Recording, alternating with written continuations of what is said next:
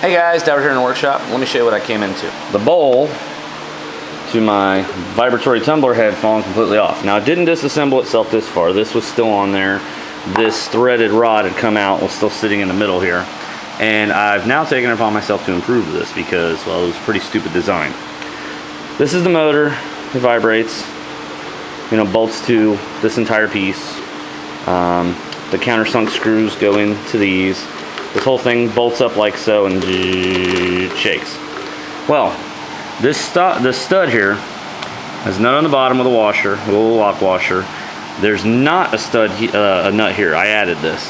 The way it normally works is that this sits on here, rubber pad on top, the entire bowl sits on here, and this clamps it all together. Well, that's just stupid. The reason that's stupid is because as this thing is vibrating, it's going to loosen this nut up, as is exactly what happened to me when I left this running overnight.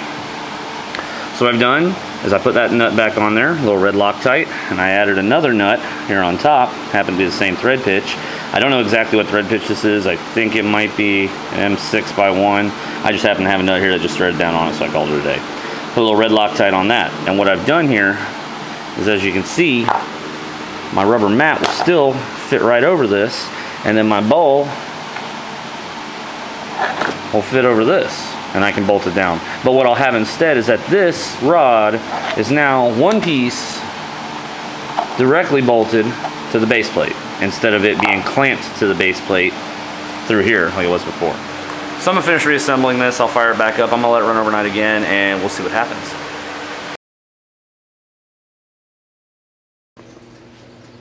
Hey guys, Dower here. I wanted to show you a little bit of what I've been doing here with the vibratory tumbler.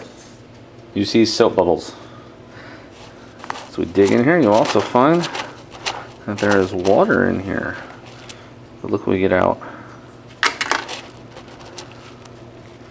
Oh, that needs some more cleaning. What else we got in here? Oh yeah, clean the top of this down. Check that out. Some of this is not done, but I'd like to go through and at least get some of the clean bolts and all out. Oh yeah, look at that. Just look at what this does. Need a clean Phillips head? This will do it. Alright, so what I'm going to do is I'm going to empty all of this. Oh yeah. Into the bucket. Get all these bolts out of here. I'll go wash them down, rinse them down, and dry them off. The ones that still need more cleaning, I'll leave in here, like this guy. Oh, this one was absolutely horrible when I put it in there. But this has only been running for, about an hour. About an hour, I guess. You can see a lot of this, the stuff that was not so dirty came out real nice and clean. That springs just look great. Bolts looking good. Alright. Alright, so I'm going to take the vibratory tumbler.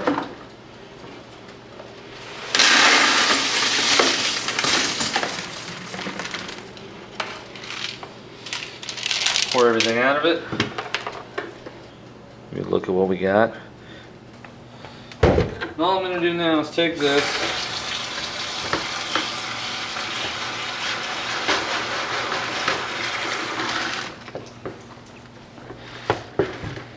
You see the dirt, the rust.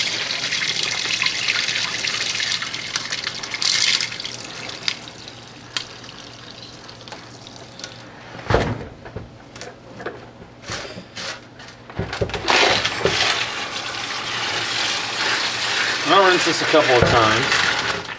I'll fill it with water. And I'll rinse this out a couple of times. What I need to do is get myself a strainer and just pour this all into.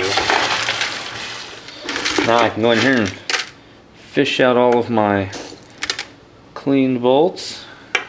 The stuff that's not clean enough I can toss back. But see, by rinsing all of this out too, I clean the media. And in cleaning the media, I always make sure I get to go back in and clean everything else with nice clean media. All this media is just plastic resin. It's really Really all it amounts to. Ah, but look how nice these bolts and all are coming out. And I can reuse all these bolts. As long as they don't have any damaged threads or anything, I'm good. And see, what I'll do is I'll give them all one more rinse after I've picked out everything that's clean enough. But I'll rinse it all off and I'll blow it dry with the air compressor. And as you can see, we end up with a nice clean pile of hardware for our troubles. So I can now go in and this will easily wire wheel off the rest of this little bit of fluff off here for powder coating. Get cleaned out the inside of these adjusters very nicely. Cleaned up these lock nuts, cleaned up all these little nuts and bolts. Not bad for, you know, an hour or so of just sitting around watching it work. As you can see, since we rinsed off the media, it's all nice and clean again. We can reuse the mess out of this. So I can throw another load of hardware, just like so, right in there. I can let that thing run for a couple hours and I'll have clean hardware again. It's great. That means I don't have to throw away any of this hardware. I can just reuse it. The next thing I need to get is a big bin or something up on one of these walls so that I can go ahead and start separating out this hardware and keep it, you know, all set off to the side.